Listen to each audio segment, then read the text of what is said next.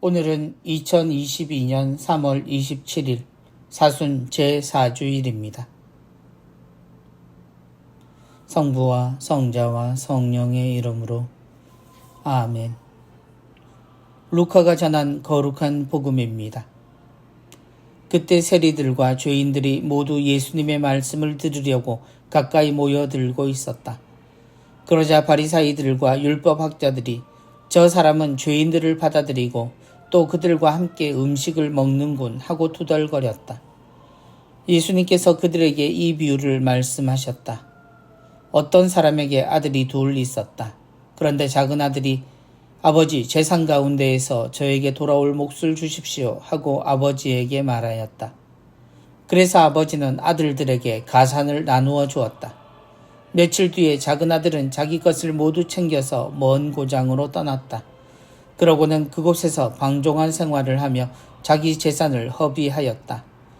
모든 것을 탕진하였을 즈음 그 고장에 심한 기근이 들어 그가 공궁에 허덕이기 시작하였다.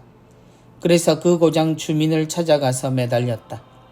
그 주민은 그를 자기 소유의 들로 보내어 돼지를 치게 하였다. 그는 돼지들이 먹는 열매 꼬투리라도 배를 채우기를 간절히 바랐지만 아무도 주지 않았다.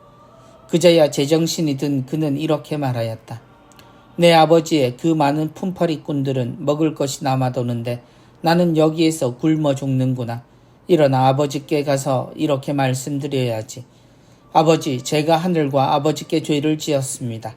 저는 아버지의 아들이라고 불릴 자격이 없습니다. 저를 아버지의 품팔이꾼 가운데 하나로 삼아 주십시오. 그리하여 그는 일어나 아버지께로 갔다. 그가 아직도 멀리 떨어져 있을 때 아버지가 그를 보고 가엾은 마음이 들었다. 그리고 달려가 아들의 목을 껴안고 입을 맞추었다. 아들이 아버지에게 말하였다. 아버지, 제가 하늘과 아버지께 죄를 지었습니다. 저는 아버지의 아들이라고 불릴 자격이 없습니다. 그러나 아버지는 종들에게 일렀다. 어서 가장 좋은 옷을 가져다 입히고 손에 반지를 끼우고 발에 신발을 신겨 주어라. 그리고 살진 송아지를 끌어다가 잡아라. 먹고 즐기자. 나의 이 아들은 죽었다가 다시 살아났고 내가 잃었다가 도로 찾았다. 그리하여 그들은 즐거운 잔치를 벌이기 시작하였다. 그때의 큰아들은 들에 나가 있었다. 그가 집에 가까이 이르러 노래하며 춤추는 소리를 들었다. 그래서 하인 하나를 불러 무슨 일이냐고 묻자 하인이 그에게 말하였다. 아우님이 오셨습니다. 아우님이 몸성이 돌아오셨다고 하여 아버님이 살찐 송아지를 잡으셨습니다. 큰아들은 화가 나서 들어가려고도 하지 않았다. 그래서 아버지가 나와 그를 타이르자 그가 아버지에게 대답하였다. 보십시오. 저는 여러 해 동안 종처럼 아버지를 섬기며 아버지의 명을 한 번도 어기지 않았습니다. 이러한 저에게 아버지는 친구들과 즐기라고 염소 한 마리 주신 적이 없습니다. 그런데 창녀들과 어울려 아버지의 가산을 들어먹은 저 아들이 오니까 살찐 송아지를 잡아주시는군요. 그러자 아버지가 그에게 일렀다.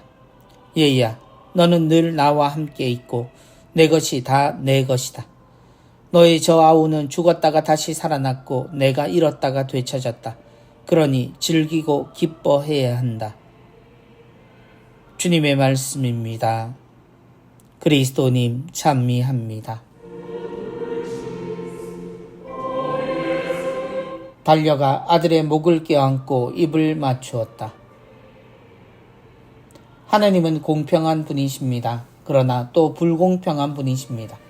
하느님을 두고 이런 표현 자체가 불경하지만 세상의 눈으로 보는 하느님은 분명 그렇게 보이십니다.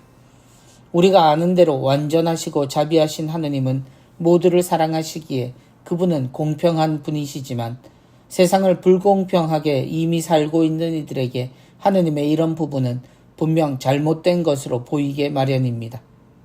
예수님은 이런 사람들의 기준을 온몸으로 체험하셨습니다.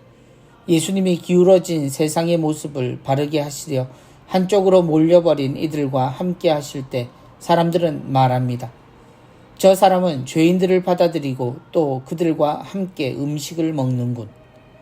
상대적인 기준에서 주님이 보이시는 이 분명한 편들기를 싫어하는 이들은 자신들을 의인으로 여기는 이들, 또 죄인에 대한 미움을 가지고 있는 이들일 겁니다.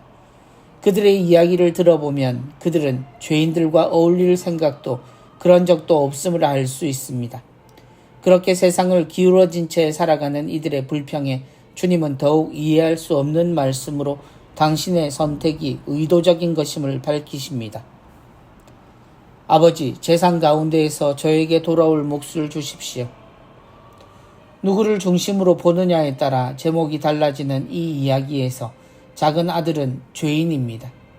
그는 처음부터 아버지의 재산 중 자신의 몫을 노렸고 그 몫을 결국 먼저 받아 탕진하고 맙니다. 그리고 돌아온 그의 모습도 제 눈엔 그리 반성한 모습으로 보이지 않습니다. 저를 아버지의 품팔꾼 가운데 하나로 삼아 주십시오. 살기 위해 그는 이미 준비한 말들을 쏟아냅니다. 그래서 그 말이 아버지의 마음을 돌린 것이 아니라는 것은 분명합니다.